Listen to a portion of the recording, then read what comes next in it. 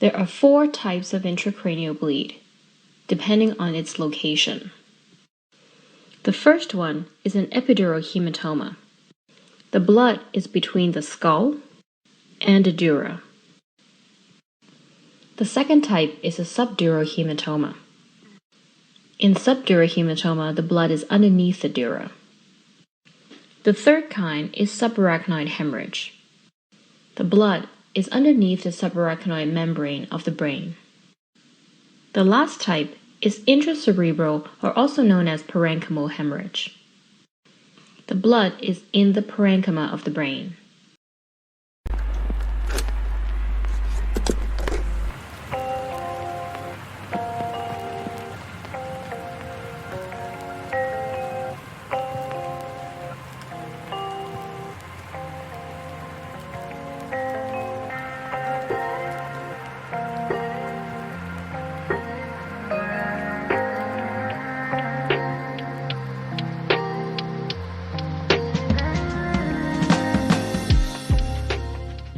There was another thing too, that Summer had went underwater for almost a minute and he had to save her or get her up out of the water. No. He said that she was underwater for 10 to 20 seconds. That minute thing got blew completely out of proportion. Yes, it did. It did. And I mean, he was only under, he said that she slid on a rock, went under, and he jumped in and grabbed her. Somebody did ask a question. Did Hunter happen to see, like, if Summer, like, hit her head on the rock or anything like that while they were swimming? Leslie's shaking her head. No. Did not happen. He said that she was fine whenever he got her out because he checked her. So as y'all can see, we're looking into these head injuries. Yep, because that's a theory. It's actually a fact that Summer did slide on a rock, go underwater, and have to be grabbed up and checked on by H or Macbeth. Let's remember the water was like waist high. So for some reason or another, she couldn't just stand up. And it wasn't because there was much water. You feel me? Something happened when that baby slipped on that rock that caused her to need assistance getting out of that water. Whether she bumped her head and was hurting, whether she was under there and nobody noticed right away, we don't know. But if she was alive in the car, as some of us believe, then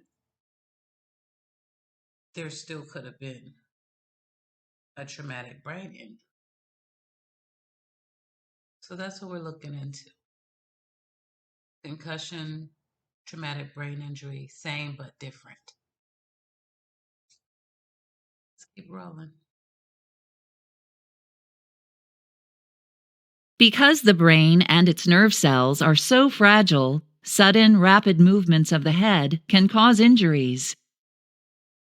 During one such injury, called coup contre coup or acceleration-deceleration injury, the brain bounces back and forth against the bony interior wall of the skull. In high-speed coup contre coup injuries, the impact may be violent enough to cause swelling and bruising of the brain tissue, called a contusion.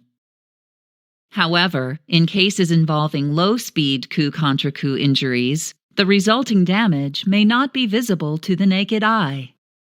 I'd like to introduce my co-host today, Dr. Lexi Frydenberg, paediatrician here at the Children's. You may know her from previous podcasts. And today we have our guest, Professor Vicky Anderson, who is a neuropsychologist and head of psychology at RCH, but she's also a researcher and expert in concussion. So we're really looking forward to hearing your insights today, Vicky. Morning, Maggie. Let's start first with a mild head knock, how they occur and what sort of symptoms kids actually present with. The key point to make is that in kids, most head knocks occur outside of contact sports. So about 55% will happen through falls, so from play equipment or when kids are playing in the playground or messing around at training. The most common age group is the under fives, interestingly, and we all know that they have lots of head knocks just because of their the way they move around. And as we move through to adolescence, it's more likely that these injuries will be due to sports, but not necessarily contact sports. So snowboarding, skateboarding, bicycle riding, and then contact sports come after that. So that's really interesting for people to be aware of, that actually younger kids, toddlers, falls off change tables. It's not necessarily contact sport, even though that's what I started with. So it's a wide variety of ways that people, kids can actually have head knocks. Yeah, and I think that the key importance of that is that the responsibility of understanding and being able to pick up a head knock is not just on trainers and coaches, but it's actually on parents. Absolutely. Okay, so that's good. That's how it can happen. So what do parents look out for? What might you notice if a child has a head knock? Say, for example, if it is on a sports ground, they get knocks all the time, knocks to their jaw, what are the signs of say, a concussion? The key signs are changes in what we call conscious state, so a bit of confusion, dizziness, headaches come later, and nausea comes later, but really a little bit of unbalanced activity or kind of motor difficulties. Kids might describe double vision or blurriness. So it's those kinds of symptoms that are really indicating that the head knock is a significant one. Okay, and so do we call that concussion? If those symptoms are there, yes, we call that a concussion. Okay. Okay, so I think it's really important to think about any head injury or head knock, even a minor one, can cause these symptoms. The child doesn't actually have to lose consciousness on the field or, if they're fallen off a change table. So if we see a head knock, we have to be alert for some of these symptoms you've talked about, Vicky. Absolutely, Lexi. So it's quite uncommon for kids to lose consciousness after a concussion because, as you say, it's a fairly mild knock. So a lack of unconsciousness is not an indicator that there's no concussion. So, Vicky, then what are signs of a more severe head knock? So that I guess, moving from concussion to a head injury? Most of my research has been on more severe injuries, and the key factors are loss of consciousness. So when we see a loss of consciousness, then we are concerned, and if it continues for 10, 20, 30 minutes, then that's really concerning. Those injuries tend to have a lot of other symptoms associated with it too. So there might be a vagueness and an inability to take in information. There might be weakness on one side of the body. There might be language changes or seizures. So they're all real indications that the brain's actually been impacted. And for those injuries, it's really important that the child gets to a hospital.